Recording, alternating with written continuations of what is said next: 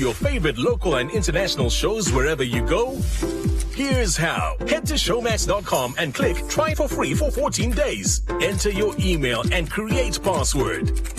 Choose your plan and payment method that suits you and start watching. You just opened up a whole new world of non-stop entertainment. Stream online or download the Showmax app to watch on your mobile or tablet, anywhere, anytime. Visit showmax.com now.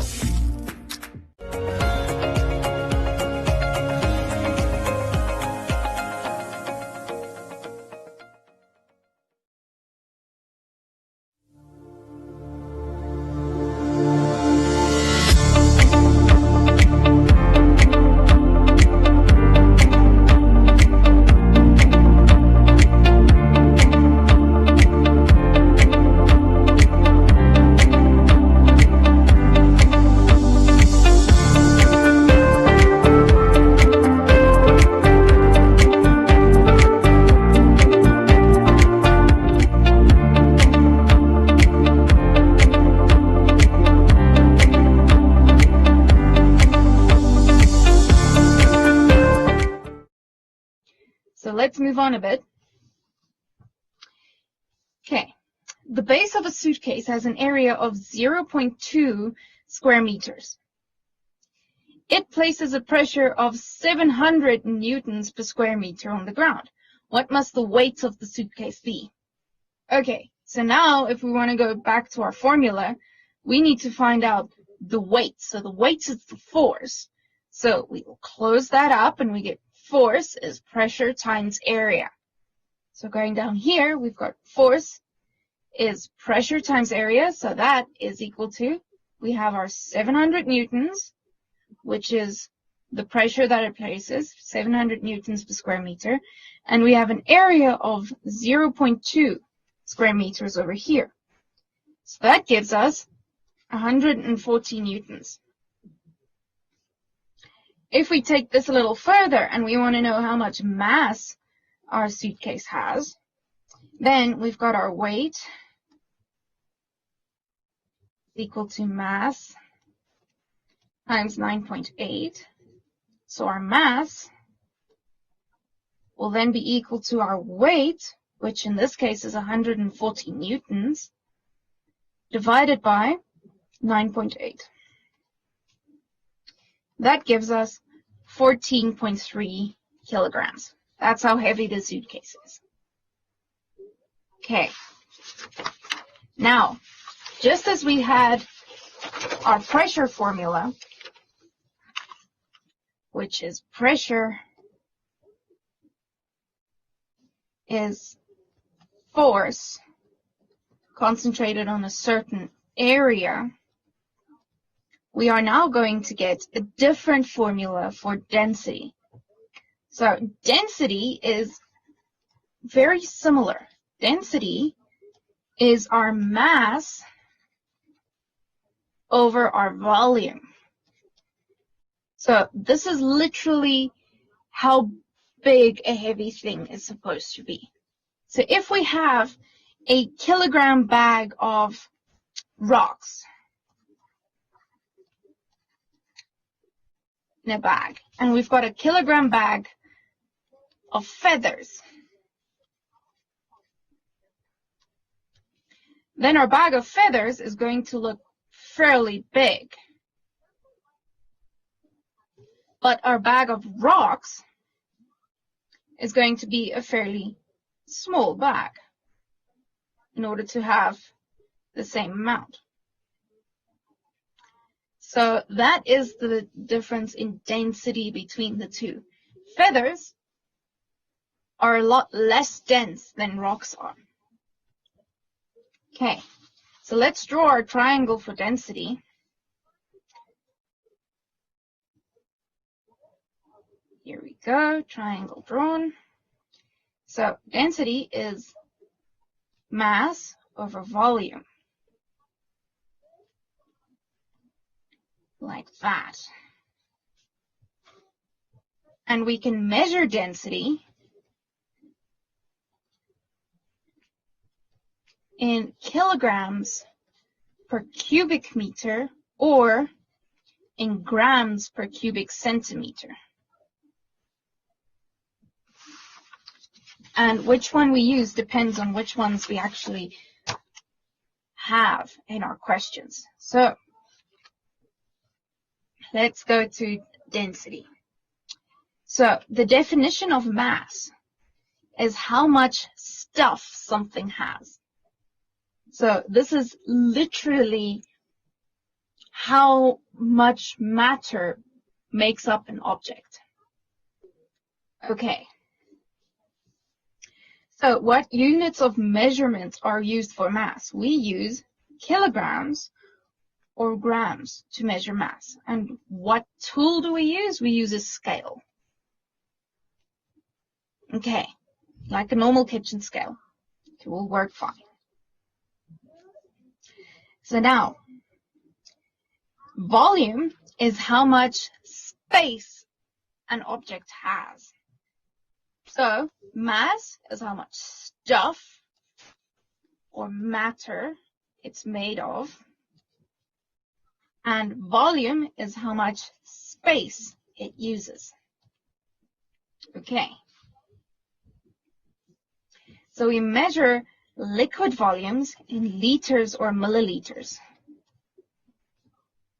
And we measure solid volumes in cubic meters or cubic centimeters. So our formula to calculate density is then mass over volume.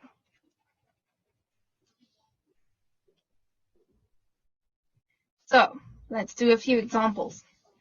If we have a rectangular solid and we don't know how dense it is, but we do have its measurements. It's 5 meters long, 4 meters wide, and 2 meters high. Then the mass of the solid is 300 grams. So now we need to find the volume of this object. So volume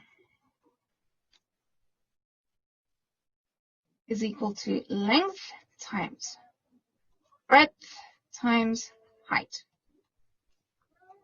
which gives us 5 meters times 2 meters times 4 meters. If we put that into our calculator, we get 40 cubic meters. So now we need to find the density of this object. So our density is our mass divided by our volume. So our mass is 300 grams, and our volume is 40 cubic meters. And if we put that into our calculator, we can get 7.5 grams per cubic meter. My apologies over there. Okay, now, here is an interesting one. If we have an irregularly shaped object, so we can't just measure its sides and work out exactly how big it is that way, then we can find the volume by dipping it into water and seeing what the change in water is over here. So if we start off with 20 milliliters of water, and we then drop in a rock, then we'll get the difference between the 20 milliliters and where our rock sits, and that will give us the volume. So if we have to find our volume over here, then it'll be 23 milliliters, which is also cubic centimeters, minus 20 cubic centimeters, which gives us 3 cubic centimeters. Okay, so now if we want to find the density of our rock, that is our mass over our volume, which is then 23 grams over here, that is our mass, over our volume, which is 3 cubic centimeters. That will give us 7.67 grams per cubic centimeter. Okay.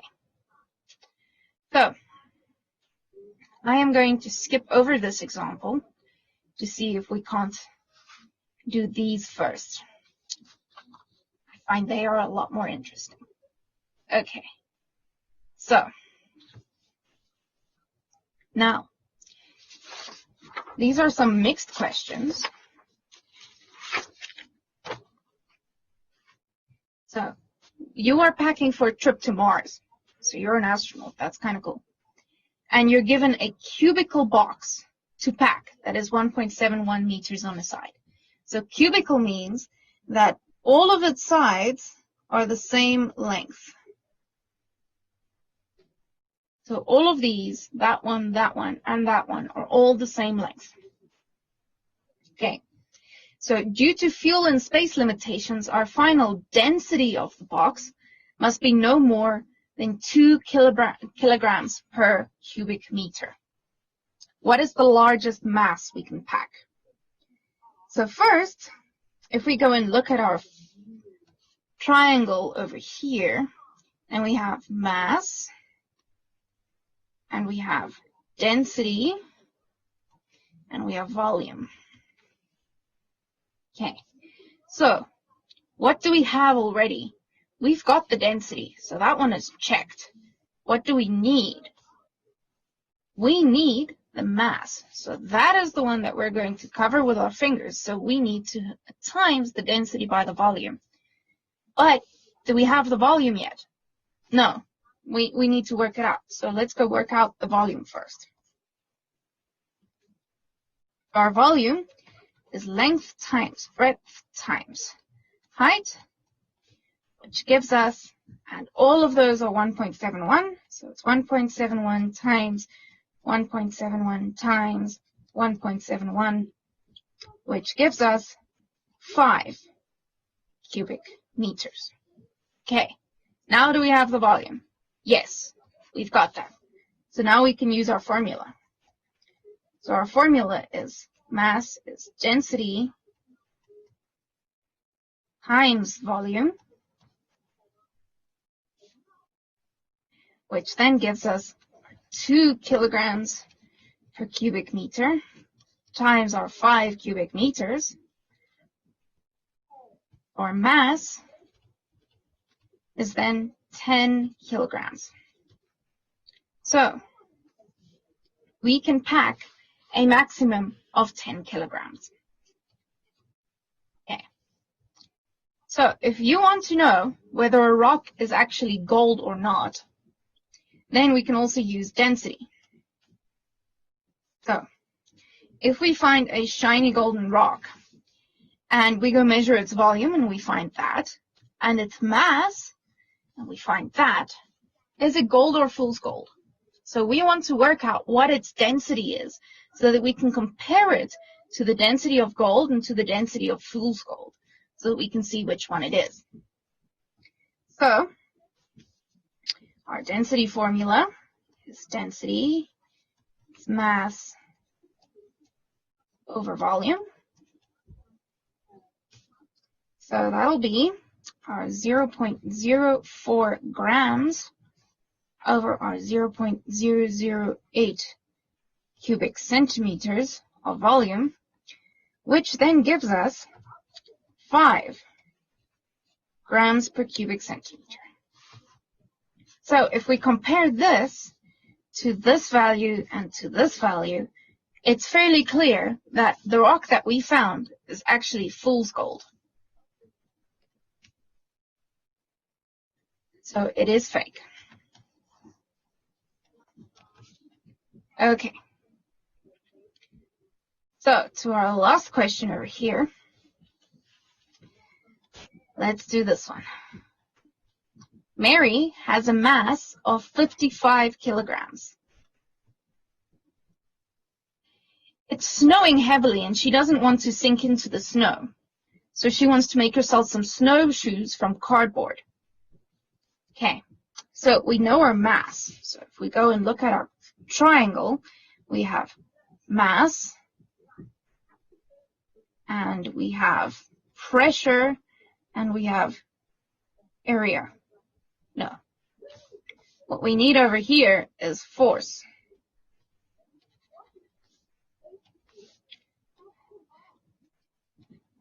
So we're first going to have to measure her, find out what her weight is, because we need force for pressure instead of density. So here we go. So she measures her feet and finds that they are each 20 centimeters long and 7 centimeters wide. How much pressure would she normally exert on her feet? Well, first we need to go work out her weight. So her weight is 55 kilograms times by 9.8, which gives us 539 newtons. Okay. But now, what do we need? We need the area. So we go work out the area, which is length times breadth. So we have 20 centimeters, which is 0.2 meters, times by 0.07 meters, because remember, our pressure is measured in newtons per square meter. So we need square meters instead of centimeters. So that will give us 0.014 square meters. Okay, so then, now we can finally work out our pressure. So our pressure is force over area, which is then 539 newtons over 0.014 square meters, which gives us 19,250 newtons per square meter. Okay. So now, let's go on. It's commonly known that snowshoes are engineered that you only exert a quarter of the pressure on the snow as you normally would. So, how much pressure should Mary's cardboard snowshoes exert? Let's do that. So, we've got the amount of pressure they normally exert, so that is our 19,250, and we want a quarter of that, so we divide it by 4, which then gives us 4,812.5 newtons per square meter. So now we can work out what area her snowshoes must be. So if we look at our triangle again, we've got force, pressure, area. So we want to work out area, so it is force over pressure.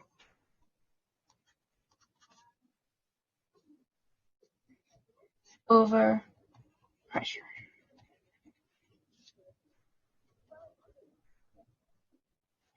So that is 539 because her weight hasn't changed. And our pressure is 4,812.5 newtons per square meter, which gives us 0.112 square meters. But this is the area of both of her feet. We want the area of each of her feet. Well, the snowshoes that is going to be used on her feet. So, each snowshoe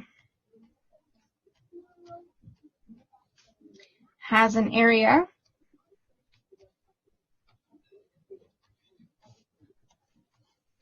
of 0.112 square meters over 2, because she's got 2 feet, which will give us 0.056 square meters. And that is how big each of her snowshoes has to be. Okay. So,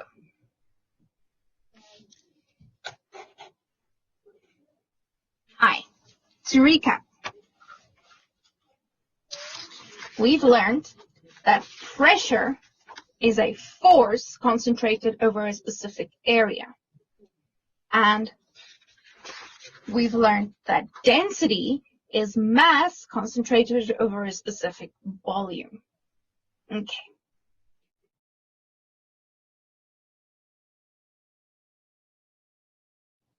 So here we have a periodic table, since we're going to continue with a periodic table today, which shows the numbering of the main groups, like 1, 2, 3, 4, 5 with the Roman numerals. These are the main groups. And on top, the top row is the numbering, the modern numbering of the periodic table that it involves all the groups, including these elements here in the middle, the transition elements.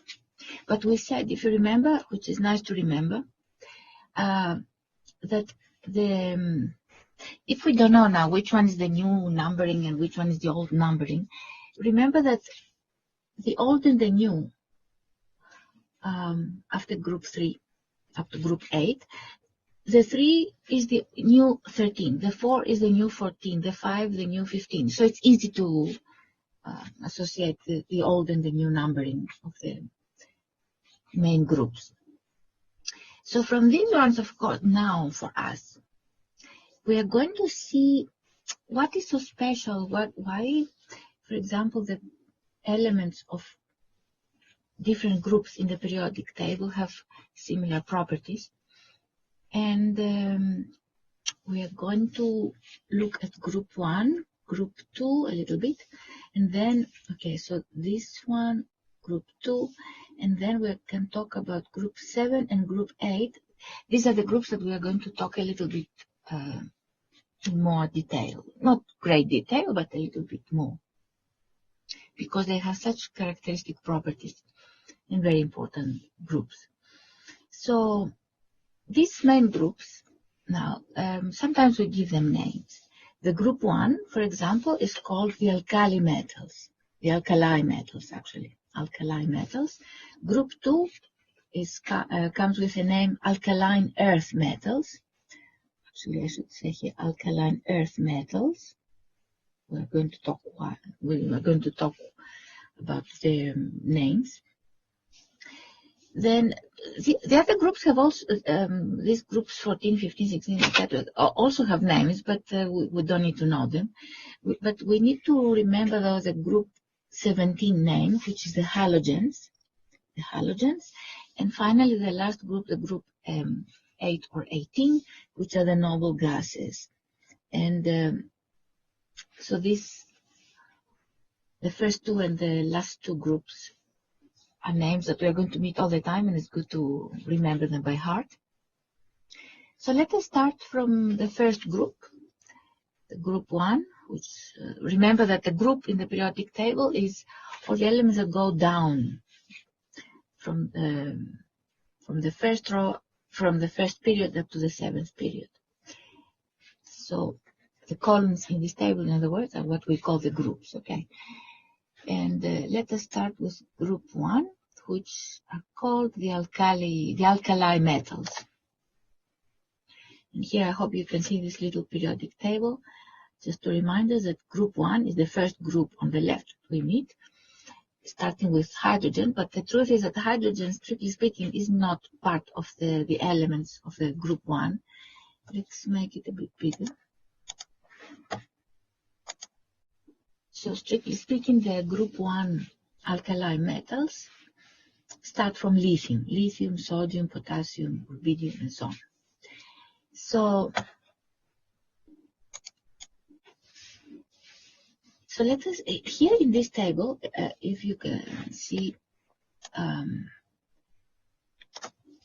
the left, I have placed the elements of the group 1 alkali metals, starting from lithium, sodium, potassium, rubidium, cesium, and francium. You don't need to know this at the bottom because they are kind of rare, especially the last two. But we need to, when we hear about group 1 elements, at least we need to know that lithium, sodium, and potassium, the first three, in other words, are quite famous and quite important, and we need to know those names, lithium, sodium, potassium, and also we need to know the symbol. Now, But nevertheless, I have all the known elements of group 1 here, because they follow the same trends in their properties, the trends that are characteristic of lithium, sodium, and potassium. They continue down the group.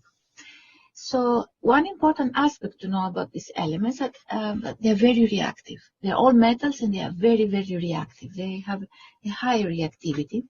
And as we go down the group, the reactivity increases. And we're going to talk about what we mean by reactivity when they react with different substances.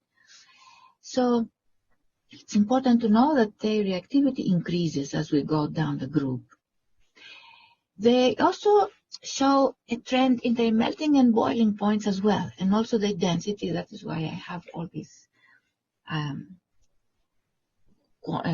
numbers here: melting point, boiling points, and density. You don't need to remember by heart, of course, these values, but it's nice to see these values in the table to see how they vary.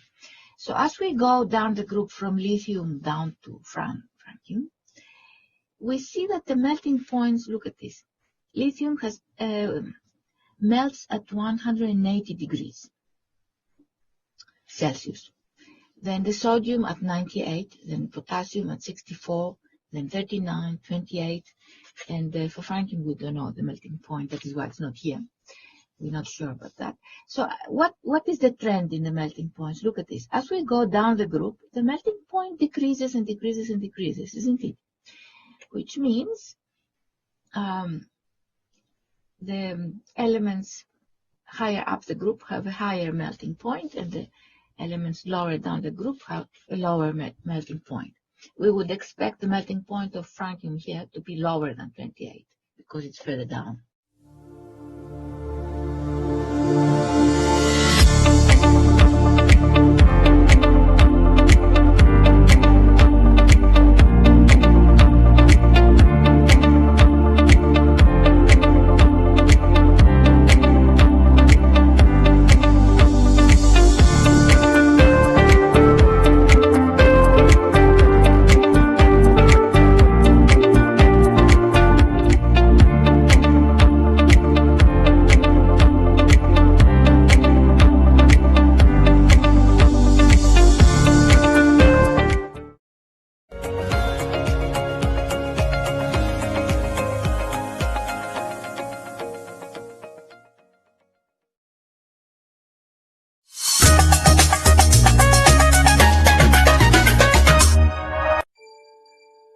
Are you for real, dude? Am I like sitting in class right now? Ah, not again, man. You know, this lecturers just bore me out. Yeah, I feel like just slipping. Let's go. Let's go. Yo. Get your books out. Get your papers out. Yo, everything out. I want silence, no noise, yeah. What you think you've been thinking? This is class for region. Classization I'm sitting. Never first I've been tripping. Don't compare me with your gift. God is more than your talent. Be the alpha, omega. Never need be on silent. Be on guard against women. They can strip you with patience. Playing lady doesn't make real men on their basis. What you know about angels, Lucifer and the curtain, and the doctrine of Christology. Study your scriptures. You gotta feed your faith and never stop sharing it. I'm on a mission. The thinking of fiction. And your haters, they've been talking